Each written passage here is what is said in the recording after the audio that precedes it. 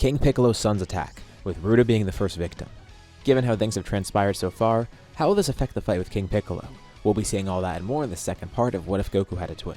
Goku feels an immense rage, trying to tame it. Thankfully he's not here alone. Krillin is there with him, as are his other friends, as well as Roshi and Grandpa Gohan, who both are feeling pretty much the same thing right now. It's Roshi's student and Gohan's adoptive daughter. But they don't want Goku acting rash, they can't lose two of them.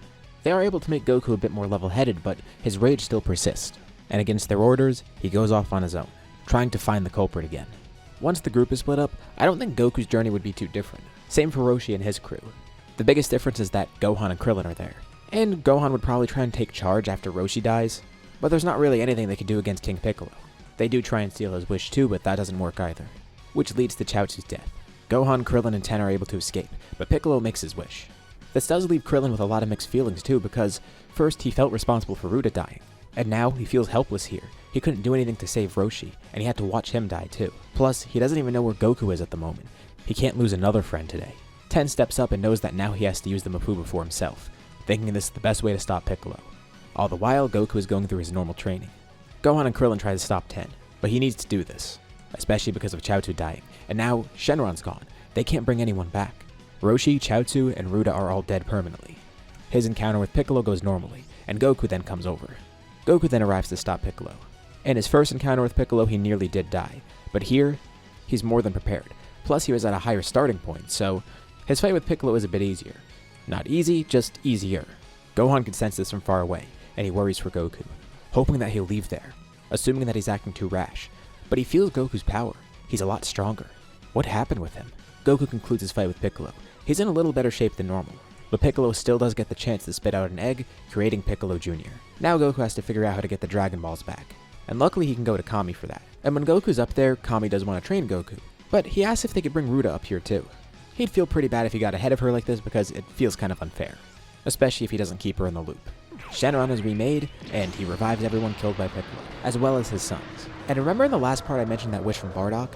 Well, technically Ruta is still growing up and thriving here, fulfilling that wish from Bardock. Yeah, she died, but in the long run, it still applies, hence why I mentioned it before. Weirdly enough, she isn't even bothered by her death here. She does know it's her last chance of dying.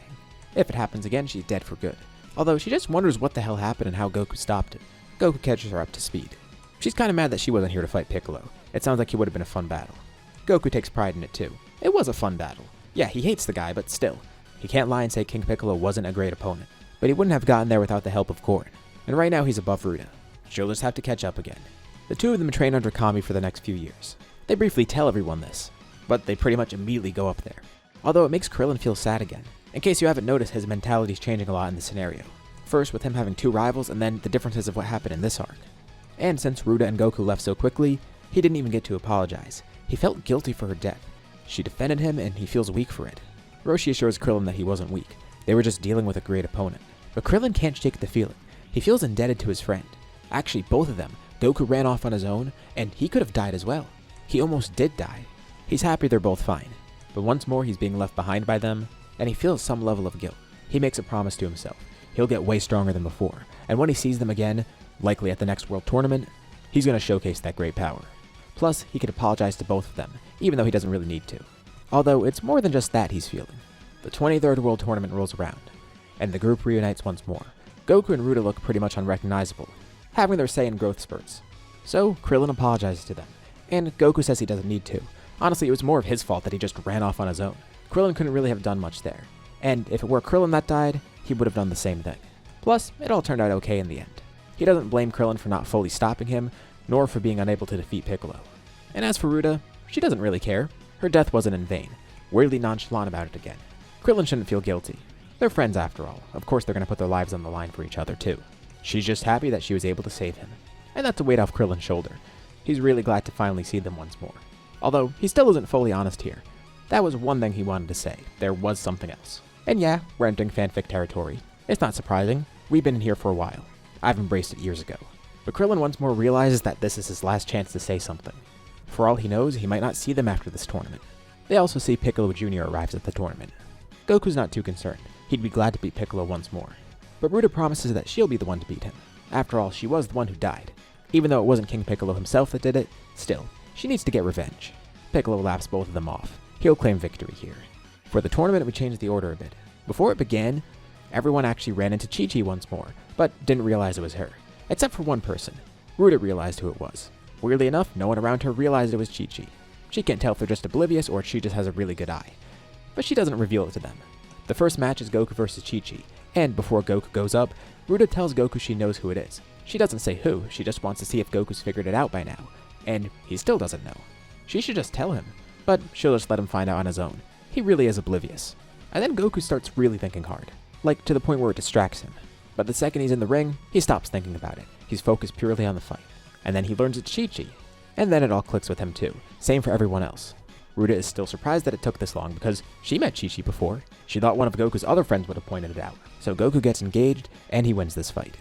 Next up is Krillin versus Ruta. And especially after that last match, Krillin's getting really freaked out. First of all, he knows he's probably not going to win here. But he doesn't even care about that. He has to stop dragging his feet. It's now or never.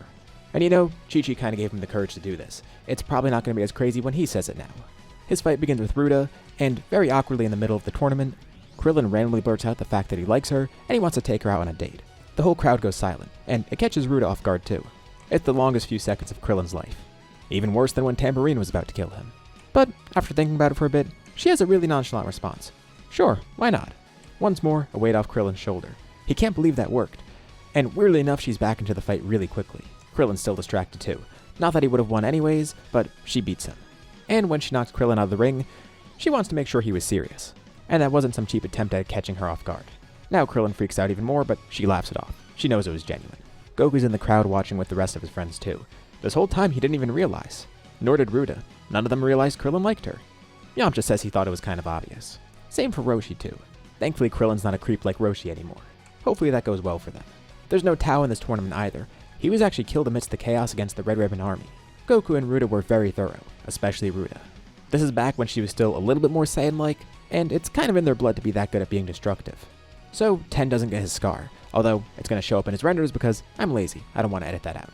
Jokes aside, his fight is against Piccolo next, and Tien's really glad to showcase his newfound strength, with Piccolo also making a big show of this too, making sure they see his true power. But Tien gives Piccolo a really tough battle. Piccolo obviously has the upper hand, but he was hoping it would just be a complete wash. He actually does have to try here, and it makes him look worse. Tien was hoping he'd win this, but at least it was a blow to Piccolo's pride, and it proved his strength as a martial artist. Plus, by making Piccolo fight a bit more seriously, it allowed Goku and Ruta to study what he was up to. The next fight is Yamcha vs Kami, and that goes as normal. The first semi-final matchup is Goku vs Ruta, round 3. Goku says he's having deja vu. It's funny this happened once more. Even weirder, they both got married this match. This kind of makes Ruta mad. She doesn't know if he's trying to make her flustered, or if he's just truly being oblivious. She's not married. Actually, nor is he yet. He's just engaged to Chi-Chi. And in the crowd, just hearing that makes Chi-Chi happy. This whole interaction just makes everyone feel awkward. Even the announcer doesn't know what to say. He's never seen this much love talk during a tournament. Like I said, we're deep into fanfic territory right now. That's what ifs are anyways. You all should embrace it too. The fight between the two of them begins. Of course, they've trained together a bunch on the lookout, to the point where they're actually pretty even. Goku still does have a slight edge just because he started out a little higher, but it's very minimal. The fight becomes really close in the end, although Goku's the one who ends up winning, which makes him really happy because he broke the tie. The score is 1-2. Piccolo fights Kami, and that also happens like normal. And the final matchup is Piccolo versus Goku. This is a really tough fight, but Goku still has the advantage here. This tournament has had a lot of close matchups. Goku wins, and he thinks Ruta probably could have won this fight as well. He doesn't see why not. She's just as good of a warrior, and only slightly weaker. She's closed the gap as much as she can. But now it's her time to take the throne back. She could be the strongest once more, because now we enter a time skip. Goku and Chi-Chi officially get married, and they just do their own thing. They're pretty separate from the group. Krillin and Ruda officially become a couple, not instantly getting married like Goku and Chi-Chi did. The two of them were pretty unfamiliar with Earth relationships to begin with, so she doesn't really know what to do about this. It starts as a very awkward relationship. Over the time skip, Ruta does try and visit Goku, but he's really hard to reach, and he barely makes an effort to see anyone. Ruta at least gets to see everyone else, including Bulma, and Bulma feels pretty much the same way. It's good at least one of the siblings is social, and Bulma wonders when they're going to see Goku again. 5 years pass. At the end of the time skip, there's a reunion at Kame House. The same crew as before is there, except this time Ruta is there too. Same for Gohan. I would think by now she and Krillin are actually married, and they're looking forward to seeing Goku. Goku finally shows up and they get to see him for the first time in a while. And he has a kid with him too.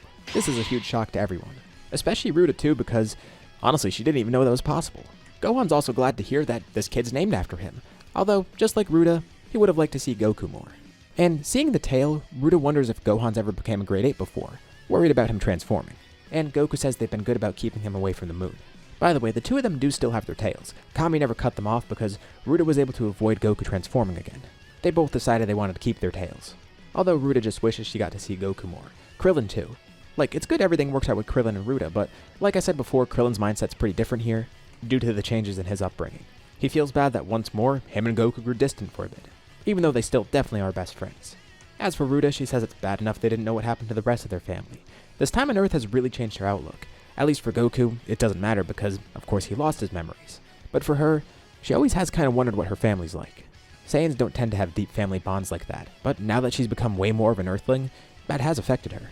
Mainly because her only memory of her parents is a good memory. Maybe it's too idealistic.